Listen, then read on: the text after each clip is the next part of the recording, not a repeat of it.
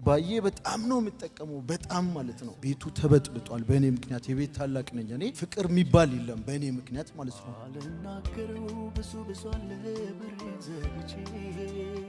እናቴ በጣም ተጎድታለች። አባቴን ብዙ ብር አክስሬዋለሁ። መጥፎ ነገር ነው ጋንጃ። ሌላ ሰው ቢሞክር እንደዚህ ወይ ይሞታል ወይ ያብዳል ነው። ምን እስኪትሆን ነው የጠበቅከው? ሞት ክኮ ምናምን እየተባልኩኝ እግዚአብሔር ቀኙን ይስጥ ይከናወንልህ በጌታ በኢየሱስም ድነቅር።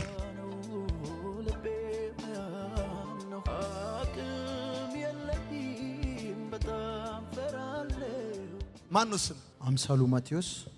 ከየት ከተማ መጣ? ከሾኔ። እሺ ለምንድን ነው ወደፊት ለፊት የመጣ? ይቅርታም ጠይቃቸው ቤተሰቦች አሉኝ። ስቀጥል ደግሞ ለወጣት አሁን ላይ ላለው እኔ ማቃቸው አሉ። እኔ አሁን በእድሜ ያዩአቸው ከዚህ ከትምህርቱም ጋር በተያያዘ የሆነ ግንዛቤ አላቸው አንዳንድ ሰዎች። እኔ ግን የመለወጤ ምክንያት ይሄ ነው። አሁን ወስኛለሁ በራሴ። ትምህርቱ አሁን የደማስቆም የጠፋው ልጅ የጠፋው ሳንቲም የጠፋው በግ ሁሉም የኔ ነው። ግን ትላንት በተለይ ደግሞ የደማስቆ ላይ ወስኜ በቃ ይሄ ቀየረኝ ምናምን የሚለውን ነገር አስቤ ነበር። ከዛ ይባሰ ዛሬ ደግሞ ቀን በቀን እየተሻሻለ መጥቶ ስለ ንስሩ ስትነግረኝ አማቆም አንዳንድ ታሪክ አለ። ግን በደንብ ነው ያስገባህልኝ። ገብቶኛል። በደንብ ቀየረኝ፣ እንዲወስን አድርጎኛል። ባልወስን ደግሞ እዚህ ጋር አልመጣም ነበረ። ይህ ሁሉም ሰው ሰማይ ምድርም ይህ ቤተሰቦቼን በጣም አባቴን እናቴን ራሴን ወንድሞቼን አሁን ሁለት ወንድሞች እዚህ ጋር አሉ። አናምንም ብለውኝ ከቤት እኔን ለመጠበቅ መጥተው ማለት ነው። አብሬያችሁም አልሄድም ብዬ ምናምን ብዙ ደረጃ ደርሰ እየተጠበቅ አዎ፣ በመጠበቅ ደረጃ ነው ማለት ነው ቤተሰቦች የሚከታተሉ። ትክክል። አዎ፣ ያም ምንድነው ከኔ የሚጠበቀውን ነገር አልሆንኩም። እኔ በቤተሰብም ደረጃ የሌለ ነገር ሱስ ለምሳሌ ባዬ ምናምን የምትለው ነገር እንደኔ ማንም ሰው አልተጠቀምም። ለወደፊትም የምጠቀም አይመስለኝም። የሚያውቁኝ ሰዎች አሉ እዚህ ውስጥም ሊኖሩ ይችላሉ። ጎርቶኛል በጣም ብዙ ነገር። እኔ እንደዚህም አልነበርኩም ከዚህ በፊት። እናቴ ተጎርታለች። አባቴ ቤቱ ተበጥብጧል በእኔ ምክንያት። የቤት ታላቅ ነኝ እኔ። ማንም አይጠብቅም እንደዚህ ከኔ። ሱስ የለም እኛ ቤት ማንም ወንድሞቼም አይጠቀሙም። እናቴ በጣም ተጎርታለች። አባቴን ብዙ ብር አክስሬዋለሁ። ብዙ ብር ማለት ነው። ህይወቴን ለውጥ የሚችለውን ቸልተኝነት በጣም ችላ ብዬ ያ ነገር ወደ እንትን ነው የሚመራው። ቅድምም እያልከኝ ነበረ። መጥፎ ነገር ነው ጋንጃ የምትጠቀሙ ሰዎች አቁሙ እባካችሁን። ሳይታወቅ ነው የሚጎዳው። እኔን በፊት የሚያውቁኝ ሰዎች አንድ ሁለትም ካሉ እዚህ ውስጥ አላቅም። አሁን ያለሁበት አዲስ ለሚያቀኝ ሰው ኖርማል ነኝ ምንም አይደለሁም። ግን ድሮ ለሚያቀኝ ሰው ምን እስኪትሆን ነው የጠበቅከው? ሞት ክኮ ምናምን እየተባልኩኝ ምን ሆኛለሁ? ከትላንት ወዲያ ምናምን እንደዚሁም አውርተኛል። ፈጣጣ ሆኜ ምን ሆኛለሁ? እኔ ምንድነው የሆንኩት? ከናንተ በምን ተለየው ምናምን እስከማለት ማዘሬ ግን ይገባታል። ሁሌም ጧት እኛ ቤት ያንተ ቻናል ይከፈታል፣ ሌላ አይከፈትም። ማዘር በጣም ነው የምታየው። ነገ አሁን በዚህ ሰዓት ቢዚ ብትሆንም ነገም ታያለች። ቃሌ ነው። ባልወሰን አልመጣም እዚህ ጋር ማንንም እንትን ብዬ አይደለም። ይሄ ጉዳይ ብዙ ነገር እኛ ቤት ስላበላሸ እናቴም አባቴም ብትንትናቸውን ነው። ፍቅር የሚባል የለም በእኔ ምክንያት ማለት ነው ቤት ውስጥ። ይሄንን ቃል ለሰማይ ቃል ለምድር ቃል እገባለሁ። በደንብ አድርጌ አቆማለሁ። በደንብ አቆሚያለሁ። አሁን ለውጦኛል በደንብ አድርጎ። ከዚህ በኋላ ፍላጎቴም አላማዬም ቢሆን ቢችል ሰባኪ ቢሆን ወንጌልን ባስተምር። ከዚህ ሌላ የሚያዋጣም ነገር የለም። ሁሉንም ነገር ስላየው ነው። ገባ? እዚህ ዓለም ላይ ያላየሁት ነገር የለም። ምንም ነገር ያላየሁት የለም። ኢሉሚናቲ ነው ሁላ እስኪባል ድረስ እኔ እንደዛ ሆኜ አላቅም። በእርግጥ ወደዛ ማስቤ መላቅም በጌታ ነኝ። ግን ሱስ ባዬ በጣም ነው የምጠቀመው በጣም ማለት ነው። ማንም ሲጠቀምም አላየውም። ሌላ ሰው ቢሞክር እንደዚህ ወይ ይሞታል ወይ ያብዳል ነው። ሰዎች እስኪገረሙ ድረስ አዳኑ ነገ ጠዋትም ካየሽኝ ስክሪንም ላይ ምንም ላይ ቃሌ ነው። ብዙ ጊዜ ያንተን ወግ ማድረግ ይህንን ነገር ይህን ካልተውኩ ደግሞ ከአባቴ ጋርም ከባድ ጦርነት እንደሷ አይደለም። አባቴ በጣም ሀርደኛ ነው። አንተም ባለህበት ይኸው በቃ ተቀይር ያለው በደንብ ተከታተሉኝ። ችግር የለውም ከዚህ በኋላ ስቀጥል ያሳዘንኩን ሁሉንም ይቅር በለኝ ከልብ እባክህን ባለበት ሆነ ከልብ መርቀኝ አባቴ እባክህን ይቅር በለኝ። ይቅር ብሎኛል። እያወራን ነው። አሁንም ሰላም ነን እኮ ግን ከልቡ አይደለም፣ እንደ ድሮ አይደለም። ብዙ ነገሩ ተቀይሯል። እንዳዘነብኝ ያስተውቃል። ደግሞ ትላንት ስታስተምረም እናትና አባት ቤት ውስጥ ያዘነበት ልጅ እኔ ብዙ ሰው ታሪክም አይቻለሁ። እውነት ነው። ይሄን እያወኩም ነው ደግሞ ለምን እንደሆነ እንትን የሚለው አዎ እንድትመርቀኝ ፈልጋለሁ። እንደምትመርቀኝም እሆናለሁ። ከዚህ በኋላ አንገታችሁን እንዳስደፋው ሁሉ አንገታችሁን ቀና አደርጋለሁ። በእግዚአብሔር ስም ቃል እገባለሁ። እግዚአብሔርም እርዳኝ። አንተም ብትመርቀኝ ያንተም ምርቃት ይመቸኛል ባክህን። ክፉ አይንካ፣ አትውደቅ፣ የሰው ፊት አትይ። እግዚአብሔር ቀኙን ይስጥ፣ ይከናወንልህ። በጌታ በኢየሱስም ድነቅር፣ ተፈውሰቅር። አሜን። 2019 ባረኳችሁ። ከመተተኛ ከሟርተኛ ከደጋሚ ቀድሜ የአዲስ ምዕራፍ ዓመት ይሆንላችሁ። የአዲስ ምዕራፍ ዓመት ይሆንላችሁ። እግዚአብሔር ቀኙን ይስጣችሁ። የቆየ ጥያቄያችሁ ይመለስ። የተበላሸባችሁ ነገር ይስተካከል። ዕዳ ቢኖርባችሁ ይሰረስ። በጌታ በኢየሱስም በሽታ ከቤት ከዘራችሁ ይነቀል። ሰም በሳት ፊት እንደሚቀልጥ አላሳልፍም ያለና እንቆቅልሽ ሆነባችሁ። አስልኝ እንደምን ከረማችሁ?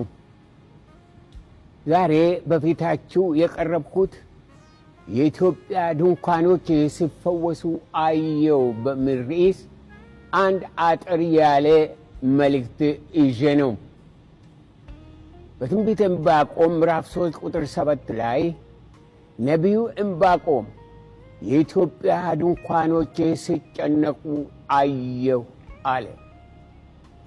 የእግዚአብሔር ነቢያት በመንፈስ ቅዱስ እየተነዱ ስለ ግለሰብ፣ ስለ ህብረተሰብ፣ ስለ አገር፣ ስለ ዘመናት፣ ስለ መንፈሳዊውና ስለ ቁሳዊው፣ ስለ ጊዜያዊውና ስለ ዘላለማዊው፣ ስለ ያለፈውም ስለሚመጣውም እግዚአብሔር የገለጠላቸው ይተነብያሉ።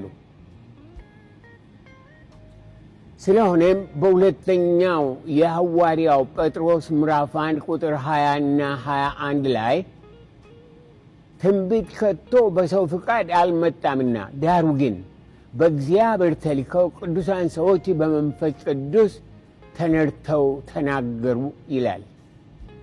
በሌላ አነጋገር ትንቢት በእግዚአብሔር የተላኩ ቅዱሳን ሰዎች በመንፈስ ቅዱስ ተነድቶ የሚናገሩት ወይም የሚያስተላልፉት መልእክት እንደሆነ ነው። ነቢያት በመንፈስ ቅዱስ ሆኖ የሀገሪን መነሳትና መውደቅ፣ የመንግስታትን መነሳትና መውደቅ፣ የኃያላንን መነሳትና መውደቅ፣ የቤተ መቅደስን ሁኔታ ይተነብያሉ። ነቢያት በእግዚአብሔር መንፈስ ሆነው የማይታየውን ያያሉ፣ ሊሆን ያለውን ያስተውላሉ። የእግዚአብሔር ሐሳብ ለእነርሱ ግልጽ ነው። ነቢዩ አሞጽ በመጽሐፉ በምዕራፍ 3 ቁጥር 7 ላይ በእውነት ጌታ እግዚአብሔር ምስጢሩ ለባሮቹ ለነቢያት ካልነገረ በቀር ምንም አያደርገውም ይላል።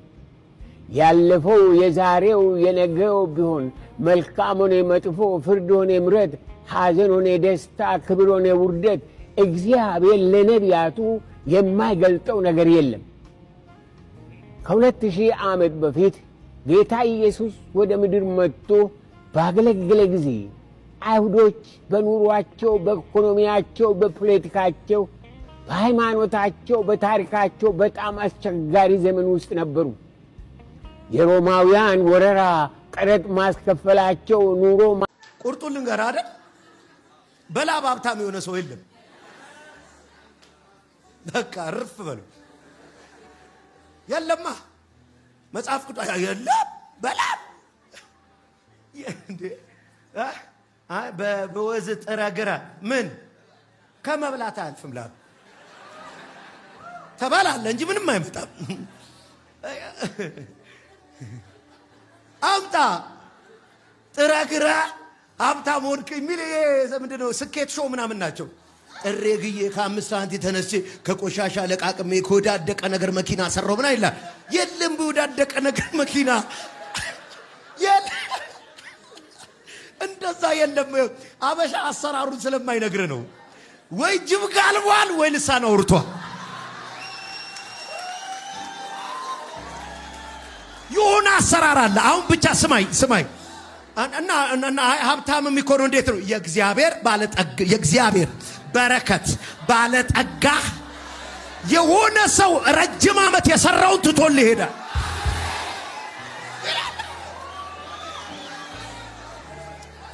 አንዴ በጌታ ስሙ። ሰይጣን ያልኮረጀው አሰራር የለውም። ጠቅላላ ከዚህ ነው የኮረጀው።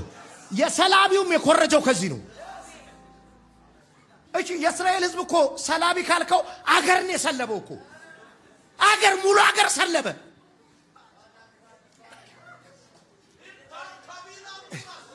እሺ ቆይ ስማይ፣ ወተትና ማር ወደምታፈስ ምድር አስገባሃለሁ አሉ። እንደዚህ ወተትና ማር የሚባል ነገር የለም። ወተት ካለ ላም አለ፣ ላም ካለ ላሟን ያሳደገ ሰውዬ አለ። ካሁን ደረሰችልኝ ብሎ ሊያልብ የሚዘጋጅ ማለቢያ ማሽን ገዝቶ ሻላጋ መጣውለታ ያጋተች ሰዓት ላይ አምላክ የሰጠኛ ይሁን አለ። ምን ላድርገው ታዲያ? ማር ወተትና ማር አለ። ማር ካለ ቀፎ አለ፣ ቀፎ ካለ ንብ አለ፣ ንብ ካለ ንብ የሚያነባው ሰውዬ አለ። ገና እንዲህ መስታወት ገጥሞ ማር ሊቆርጥ የተዘጋጀ ይኸውልህ፣ እሱ ሲያዘጋጀው አምላክ ለኔ እንደሆነ ያውቃል። አባቶቼ በቀስታቸው ይሄንን አልወረሱ።